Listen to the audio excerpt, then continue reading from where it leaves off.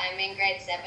My question for you is, in your opinion, who is the most influential person you have met in your role as Foreign Minister?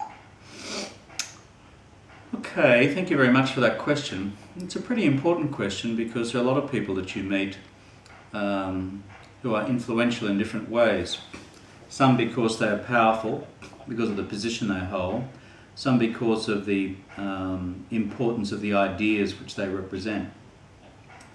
I think my answer to your question would probably be the person who was most influential in making things happen in a way which saved people's lives was a woman called Josette Sheeran, who was at that stage head of an organisation called the World Food Programme. The World Food Programme is the organisation of the United Nations which goes into difficult parts of the world in order to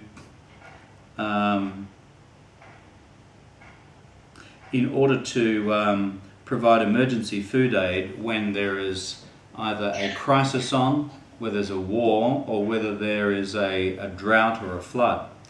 And I worked with her a lot in places like Somalia, in East Africa, where many people over the years have lost their lives. I've worked with her in countries like North Korea, where the government is a very bad government and doesn't feed its people properly. And so what was good about working with Josette was that she was very influential in getting things done, that is, getting food into those countries and properly distributed. She would often ring me up on the phone and ask me for money because they couldn't do their job unless they had money. And one of the things that we do as the Australian government is that we have money allocated for emergencies, for disasters, for around the world.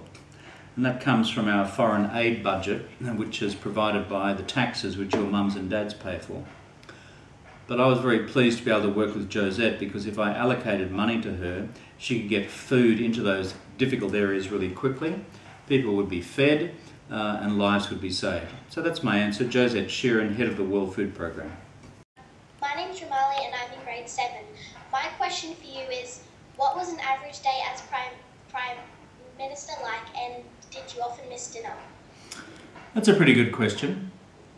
I think as Prime Minister there's usually not such a thing as an average day because there's so much that you do that you cannot plan for. But my average day would be getting out of bed probably at about 6:30 or 7 in the morning. Then I would try and go and have a swim. In Canberra you need to have a heated pool, otherwise you'd die because it's so cold down here, in the winter in particular. And that was part of staying fit. Sometimes if it was too cold to go swimming, I'd use a treadmill and do some fast walking on the treadmill, and then some weights to keep myself fit. Then around about 8 o'clock I would find my way to the office, which wasn't all that far away. And then I'd sit down with all the members of my staff to talk about the things that I had to do that day.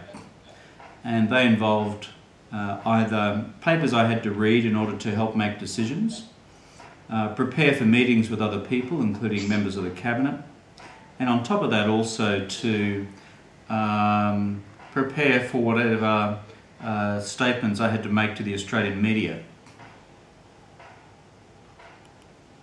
Then if the day was a day in Parliament, at 2 o'clock what would happen is that I would then go into Parliament, and then you would have usually about an hour and a half of questions from the opposition, Monday, Tuesday, Wednesday and Thursday. I would spend a lot of the morning prior to question time reading my parliamentary papers so that I was as prepared as possible for the exam that I had to do in Parliament. It's a bit like sitting an exam. When you go into Parliament, they ask you questions about anything. After question time, you get back to your office about 4 o'clock, and that's usually when I'd sit down and meet people between 4 and about 6 who had made appointments to come and see me. And then usually what would happen most nights is there'd be some sort of official dinner on of one description or another. So I'd usually have something to eat at that dinner. But the thing I often did not get around to doing was having a regular and proper lunch every day. Sometimes you just got too busy for that. So it was more lunch that suffered rather than dinner.